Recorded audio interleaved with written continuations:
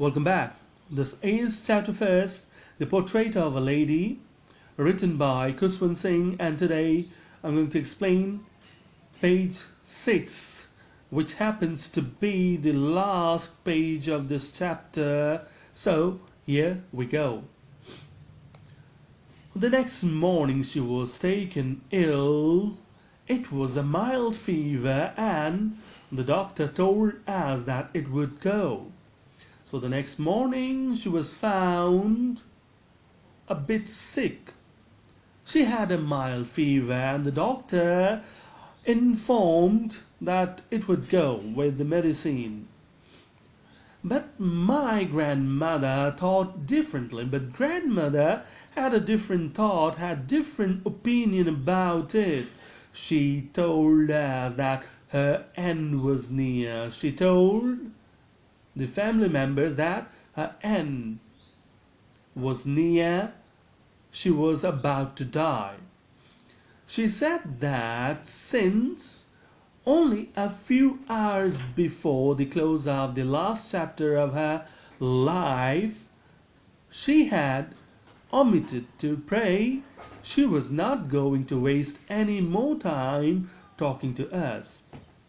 Now, she said those words, she spoke those words, and she spoke those words hardly a few hours before her end, before the close of her chapter of her life.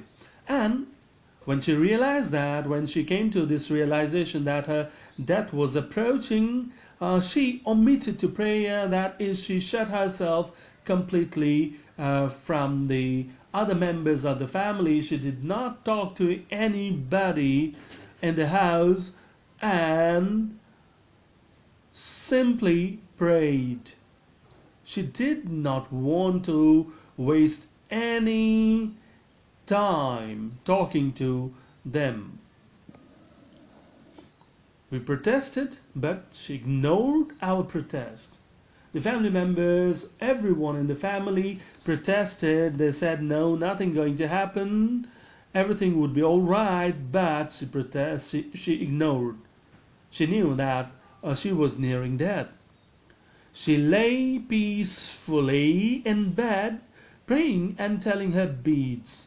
She lay peacefully. She was lying in her bed peacefully and telling the beads of her rosary.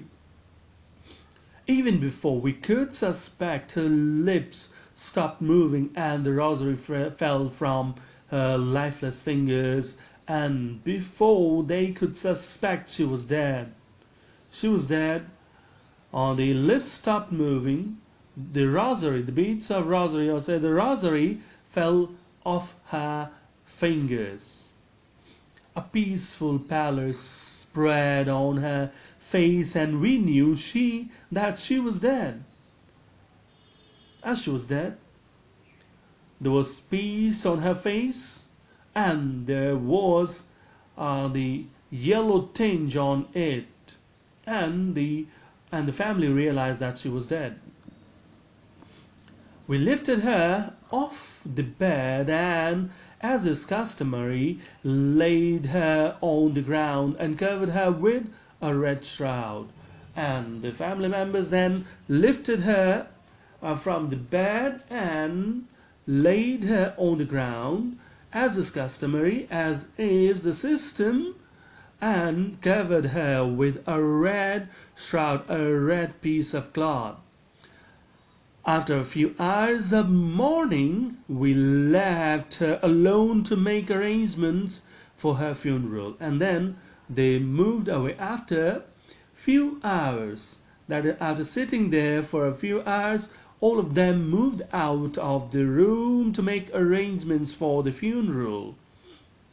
In the evening, we went to her room with the crude stretcher to take her to be cremated, and they returned after a few hours with all the arrangements, and they went into her room with a crude stretcher, a crude framework which appears like a stretcher, and they went into the room to carry her to be cremated.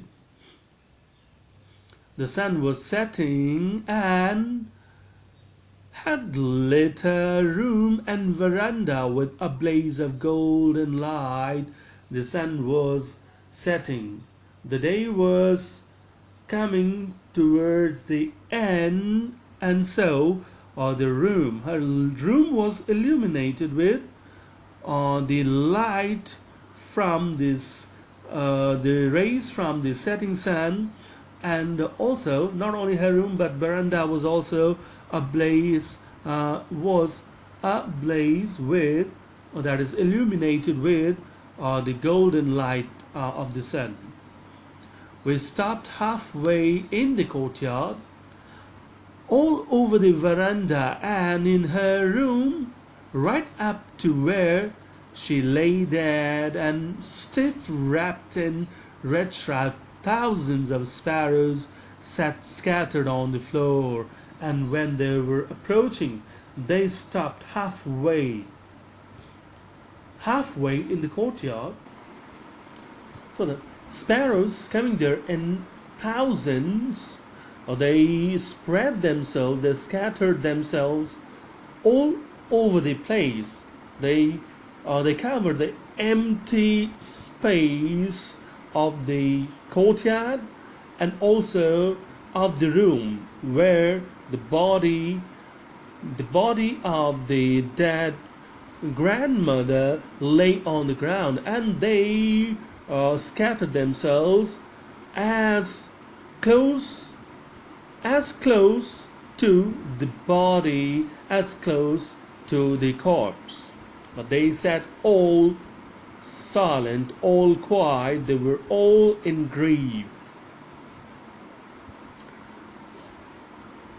There was no chirruping. There was no chaos. There was no ruckus of the birds there. We felt sorry for the birds, and my mother fetched some bread for them. And as they were all silent, not even a single bird chirruped. The family felt bad about them, and so mother went into the kitchen and fetched some bread from there, and then what she did, she broke it into little crumbs. Then she broke it into little crumbs, that is, broke the bread into tiny, very tiny pieces, the way my grandmother used to, and threw it to them. And they did the same way as grandmother used to do and threw it to them. The sparrows took no notice of the bread, but they were not interested in the bread, not interested in the food today. They did not buzz, they did not pay any heed of the food. When we carried my grandmother's corpse off, they flew away quietly, and when it was time to take away the corpse from there, all the birds flew away quietly. Next morning, the sweeper swept the breadcrumbs into the dustbin, and what is strange here, that not a single bird picked any piece of the bread. They all returned without picking a piece of bread, a tiny piece of bread. And next day, the sweeper had to be called. The sweeper came, and he had to sweep all the crumbs of bread into the dustbin.